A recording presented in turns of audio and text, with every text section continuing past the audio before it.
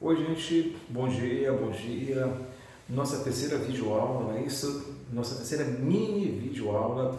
E hoje nós vamos falar sobre tendências pedagógicas, tá? Assunto esse que muitas vezes causa, um desconforto para os alunos, principalmente os alunos que não fizeram a pedagogia, mas é tranquilo, gente, é super tranquilo. E a gente vai falar o seguinte, a gente vai contextualizar, nada de decorar, tá? Nada de ser tradicional. Nós precisamos compreender a tendência pedagógica, fica bem mais fácil para você, tá bom? Então, veja bem, existe uma classificação, inclusive no livro didático, Zé Carlos Libânio, ele classifica as tendências pedagógicas, né, em tendências liberais, ok? Liberais, que são compostas pela tendência tradicional, as renovadas e as tecnicistas. E a progressista, que é a libertadora, libertária e crítico-social do conteúdo. Tá bom? Bem, vamos lá. Onde é que começa essa proposta no Brasil? Começa justamente em 1549, com a chegada dos jesuítas no Brasil. E essa chegada dos jesuítas no Brasil, eles trazem um projeto pedagógico, chamado Ratio Studiorum, que tem na metodologia uma influência justamente da tendência pedagógica tradicional. Bem, a tendência pedagógica tradicional, gente, ela foi influenciada por uma corrente filosófica do conhecimento chamada corrente empirista, ok? Empirista. Essa corrente empirista, ela dizia o seguinte, veja bem, que o homem nascia sem nenhum conhecimento. Todo conhecimento vem a partir das suas vivências, das suas experiências, ok? Então, todo conhecimento está externo ao sujeito, ok? Essa era a proposta. Então, o homem era como se fosse uma folha de papel em branco, uma tábula rasa. Isso, dentro da proposta de educação na escola, na tendência tradicional, faz com que todo conhecimento, então, tem que ser feito por transmissão. O aluno chega na escola como se fosse uma folha de papel em branco e todo conhecimento é transmitido pelo professor. Nesse caso, o professor, então, tem o papel principal no processo de aprendizagem. A ênfase no professor. E o aluno apenas um sujeito passivo, um sujeito receptivo das verdades ditas pelo professor irrefutáveis. O ensino, gente, era memorístico, conteudista, enciclopedista, que privilegiava mais o intelectual em detrimento da formação crítica do sujeito. Ok? Bem, isso era a característica da tendência pedagógica tradicional. A partir do início do século XX, uma outra corrente filosófica do conhecimento, chamada interacionista, vamos dizer assim, interacionista, Interacionista, ela vai contrapor as ideias empiristas. Por quê? Porque ela diz o seguinte, que não, o homem não nasce sem nenhum conhecimento, mas também não nasce com todo conhecimento, como dizia uma outra corrente chamada a priorista, ok? Ou também chamada de inatista. Ela dizia assim, que o homem nasce com algum conhecimento, sim, e que esse conhecimento, como Jean Piaget fala de fatores variantes e invariantes, fatores neurológicos e biológicos, e Vygotsky chama de funções psicológicas superiores, esse conhecimento que nós trazemos aqui é que vai fazer que a partir das nossas interações com o meio, Piaget, isso, organismo e meio, ou nas relações sociais, Vygotsky, ok? Nós vamos desenvolvendo, construindo um conhecimento. Okay? Então, a partir dessa proposta, muda completamente a proposta de educação no início do século XX. Okay? Quebra-se o paradigma tradicional e se começa a surgir o que nós chamamos de paradigma construtivista. Aprender fazendo. Aprender fazendo, essa é uma das características principais das tendências renovadas. Okay? Tendências renovadas. E nas tendências renovadas, nós temos duas vertentes, tá? Nós temos a progressivista, que tem a proposta de Jean Piaget, ok? Onde é o construtivismo, aprender fazendo.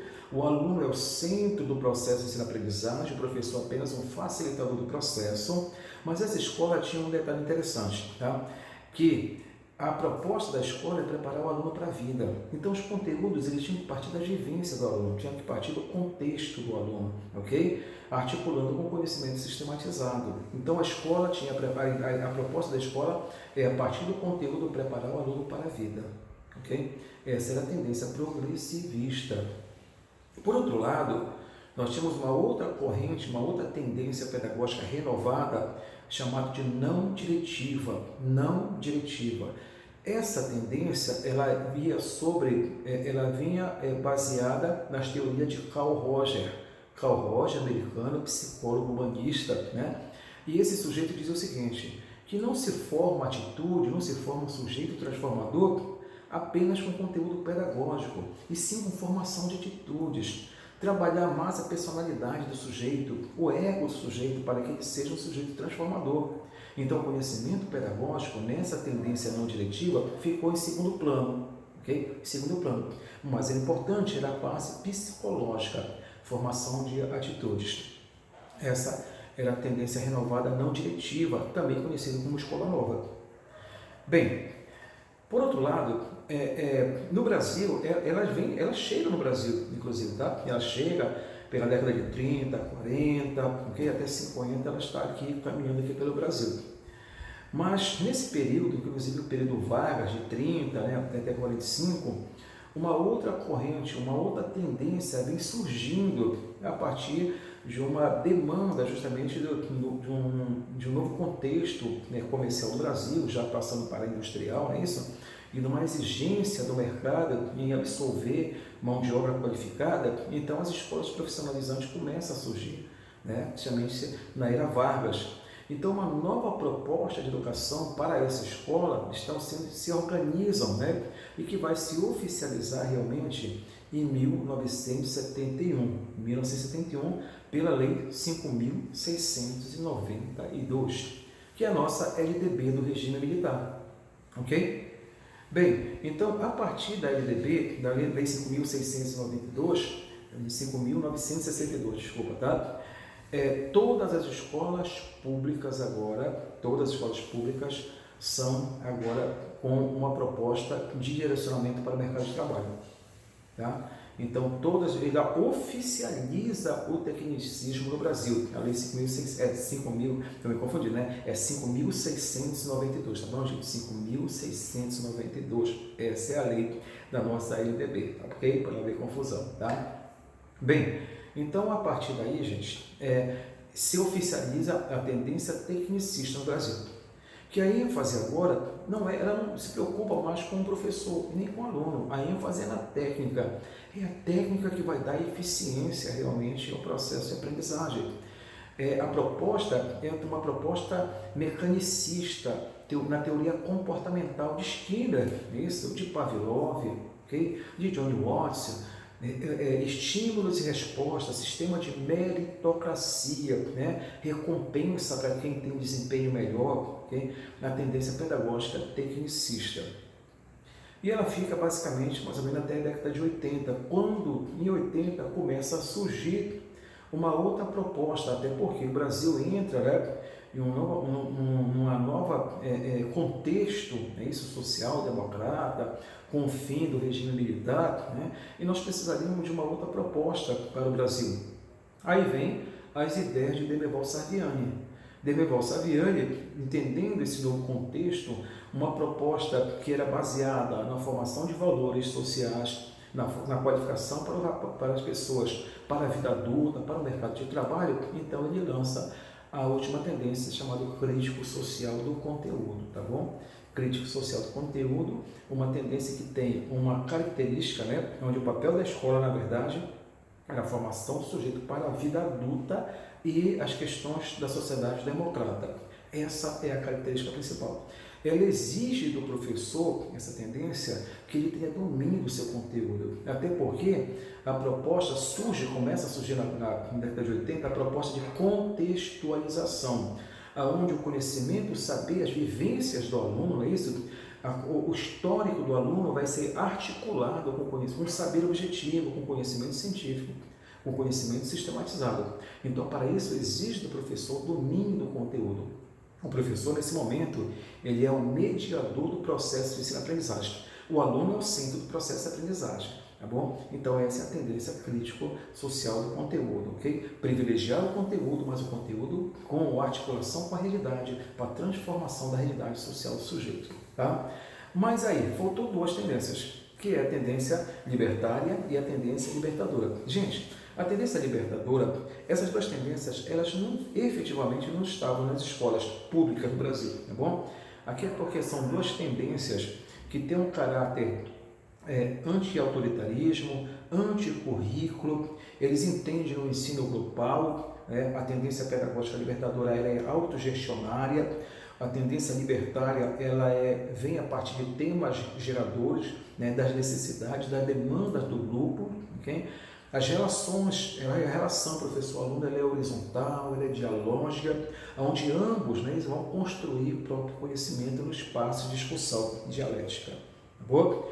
Então essa é a nossa mini aula aí para vocês sobre tendência pedagógica. Aproveitem, tem um material aí de apoio, não fique só nesse material, vão à internet, tem muito material bom, o livro do professor José Carlos Libânio também tem uma parte de tendência pedagógica, tem muita coisa na internet, tá? O importante é vocês estudarem, gente, estudar. Outra coisa importantíssima, volto a reafirmar, pessoal da educação infantil, gente, o mini curso dia 25, 7 horas de conteúdo, a base do conteúdo da educação infantil. Quando sair o edital, vocês vão estar inscritos nos cursinhos, vocês não vão ter tempo para trabalhar a educação infantil. Esse é o momento de pegar o material, começar a estudar logo antes. Gente, antes, educação infantil tem uma parte específica, é o peso maior, lembrem-se disso. Então, aproveite essa oportunidade que nós estamos proporcionando a vocês. Não vai ter nenhum outro mais curso presencial, ok? Porque ao longo, quando sair o edital, nós vamos estar muito ocupados, não vai ter condições, então esse é a oportunidade para vocês, tá bom? Então, dia 25, o material está ficando maravilhoso em PDF lá, material, ok? Para vocês, bem completo, educação infantil. Vão à nossa plataforma, as inscrições não são feitas na hora, gente, tá? Não são feitas na hora. Tem um link, vamos colocar de novo o link aqui, para que as pessoas possam clicar aqui no link. Quem vai fazer educação infantil, clique no link, ele vai direcionar você à página do concurso público, a página de inscrição da compra de ingresso. Pessoal, não deixe para a última hora. As inscrições fecham no dia 22, até porque eu tenho que fechar o auditório com o número de pessoas aí, certo? Ok? Então, gente, até o dia 22, tá bom? Não deixem para a última hora. Um abraço a todos, bons estudos. No nosso próximo vídeo, nós vamos falar sobre o projeto político pedagógico. Um abraço a todos.